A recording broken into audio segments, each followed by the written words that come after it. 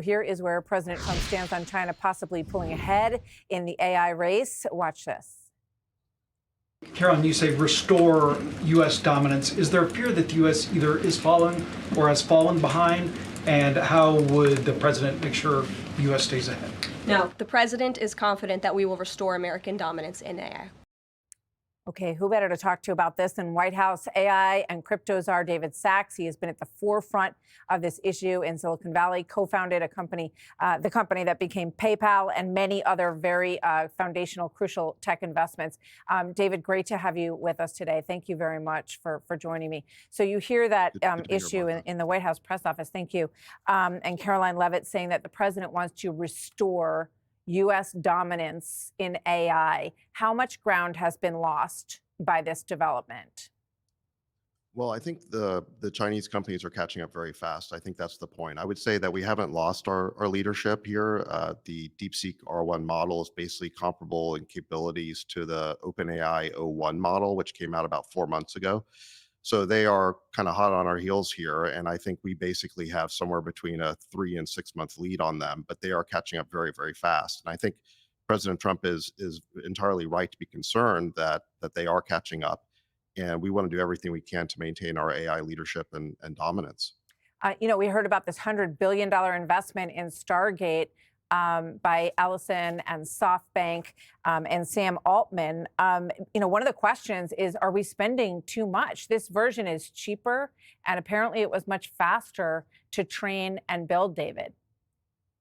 Yeah, I mean, this is where DeepSeek's innovation is they have managed to get more efficiency out of chips. They're squeezing more juice out of the chips, and they kind of have to because of the export controls, which limited advanced chips going to China. They've had to learn how to be more efficient. So necessity has been the mother of invention for them. That being said, there are still great advantages to having a lot of chips, enormous number of chips. And I think that this is an area where America can continue to lead, is in a build out of this infrastructure and having the most advanced chips. And so I think it's a little bit of an overreaction to say that America doesn't need big AI data centers anymore. I think we need the build out of these big AI data centers. I think President Trump has expressed support for them. And I think we need to make it easier to build those data centers, to get them permitted and licensed, and to get power generated, electricity for those data centers. If we scale the biggest data centers, it is still an advantage. It is true that DeepSeek has shown new ways for AI models to be efficient, and I think our AI companies are going to learn and adopt those efficiency techniques as well. But you still want to be able to scale compute, and the data centers are essential for that. Is there IP theft here? Did they steal some of what they were able to scale up here from us? And do we need to close the doors on what we're doing in terms of invention and technology?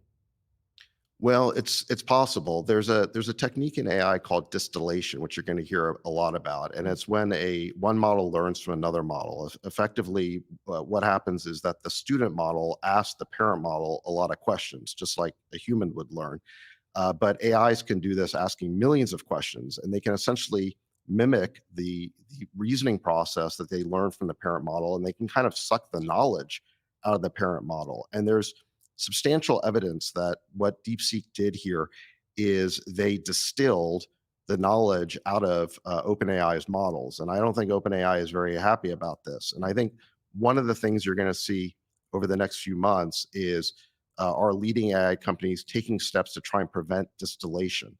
And so we'll see if the leading AI companies can prevent distillation by third-party companies. That would definitely slow down some of these copycat models. So in terms of the big picture, David, and national security, I mean, you look at, World War II, and Japan built a naval force that became a big threat to us. You look at the Sputnik development, which Russia put a satellite into space that had some technology that the United States had no idea Russia had access to. Is this that kind of moment? And should we be concerned about the actual safety of Americans with AI? I want to play one more soundbite from Elon Musk, this one much more recent. This is 2023. Watch this. There is some chance that above zero that AI will kill us all. I think it's low, but there's some chance. He said there's some chance that AI will kill us all. David, what do you say about the national security threat here? Well, here's what we know is that AI is a very powerful technology that has huge economic ramifications, and it also will have military applications. And if we want America to be the most powerful country, we have to be the leader in AI. There's just no two ways about it. And so we have to compete. We know that China is going to be very competitive. They've got a lot of smart people too, and they've got a pretty big high tech industry. So it's going to be a very competitive race, and we have to do everything we can to win. It's just I think should be unacceptable to any American to live in a world in which China could outcompete us in AI and reap the economic and military benefits of that. So I think we're going to have to compete very effectively.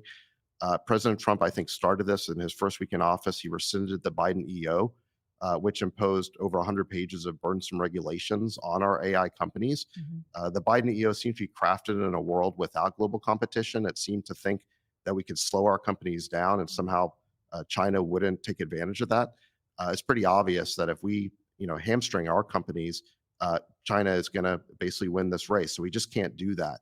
I think what we have to do is support our AI companies. We have to make it easier to get power for data centers, and we've got to help them build out these data centers. So I'm confident we can win this AI race, but we can't be complacent about it. Do you draw a line between the Biden executive order and the onerous regulations, 100 pages long, and this fall behind in this particular application?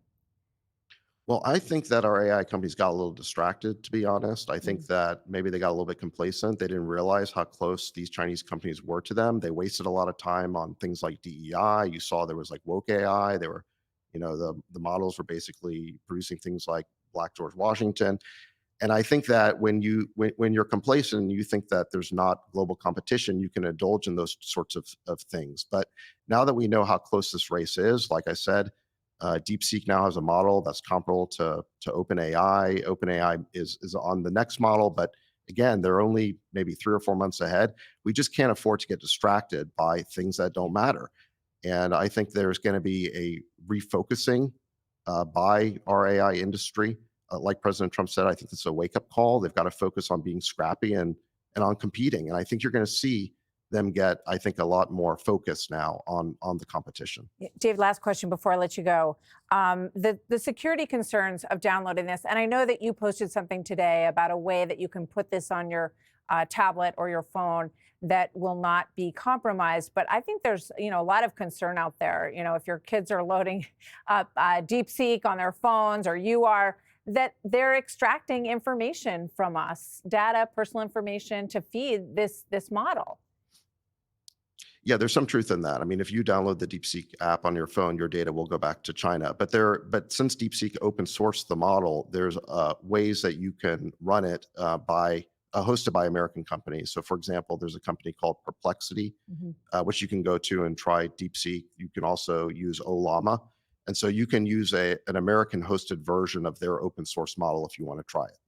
All right, David Sachs, you're in a very important position on all of this for our country. We thank you so much for serving in that way and for spending some time with us today. Thank you very much, David. Good to see you. Thanks, Martha. Hey, Sean Hannity here. Hey, click here to subscribe to Fox News YouTube page and catch our hottest interviews and most compelling analysis. You will not get it anywhere else.